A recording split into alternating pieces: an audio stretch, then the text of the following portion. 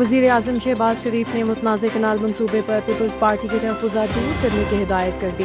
وزیر اعظم کے مشیر برائے بائی صوبائی رابطہ رانا ثناء اللہ خان نے اپنے بیان میں کہا، قائد محمد نواز شریف اور وزیر اعظم شہباز شریف نے پاکستان پیپلز پارٹی سے بات چیت کے ذریعے مسائل کے حل کی ہدایت کی ہے، اکائیوں کے پانی سمیت وسائل کی منصفانہ تقسیم پر مکمل یقین رکھتے ہیں۔ وفاقی دارالحکومت اسلام آباد، پنجاب اور خیبر پختونخوا کے مختلف شہروں میں زلزلے کے شدید جھٹکے محسوس کیے گئے ہیں، جس کے باعث شہریوں میں خوف و ہراس پھیل گیا۔ ریکٹر اسکیل پر زلزلے کی شدت 5.9 ریکارڈ کی گئی۔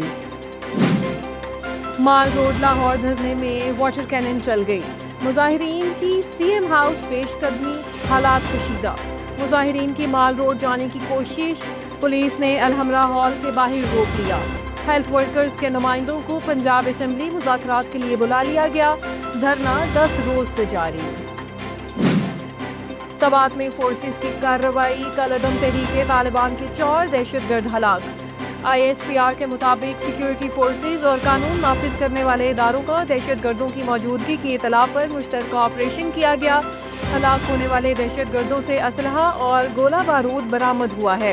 علاقے میں مزید دہشت گردوں کے خلاف آپریشن جاری ہے۔ برطانوی نشریاتی ادارے نے دعویٰ کیا ہے کہ افغان طالبان نے امریکہ کی جانب سے چھوڑے گئے تقریباً 5 لاکھ فوجی ہتھیاروں کو دہشت گرد تنظیموں کو بیچ دیا یا اسمگل کر دیا ہے۔ رپورٹ کے مطابق یہ ہتھیار طالبان کے 2021 میں افغانستان پر قبضے کے بعد غائب ہوئے۔ پاکستان میں ہائی کمشنر جین میرٹس نے کہا ہے کہ پاکستان کی معیشت کو $2 ٹریلین تک لے جانے میں شراکت داری کے لیے برطانیہ تیار ہے۔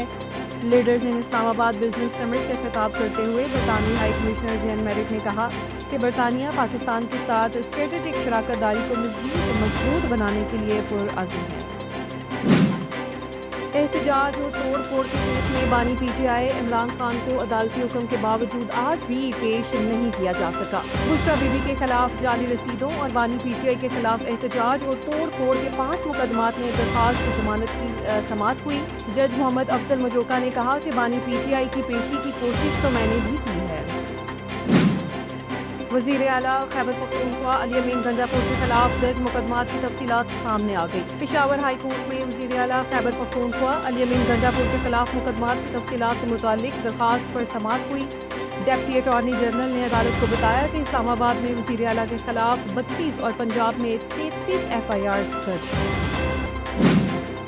شاہد فریدی نے کہا ہے کہ اگر ان کا اثر و رسوخ ہوتا تو وہ آج پاکستان کرکٹ بورڈ کے چیئرمین ہوتے۔ گلگت میں میڈیا سے گفتگو کرتے ہوئے پاکستان کرکٹ ٹیم کے سابق کیپٹن شاہد خان آفریدی نے کہا کہ اگر ہمارے دور میں قومی کرکٹ ٹیم میں میچ ونرز بہت تھے، اب اتنے میچ ونرز نہیں ہیں۔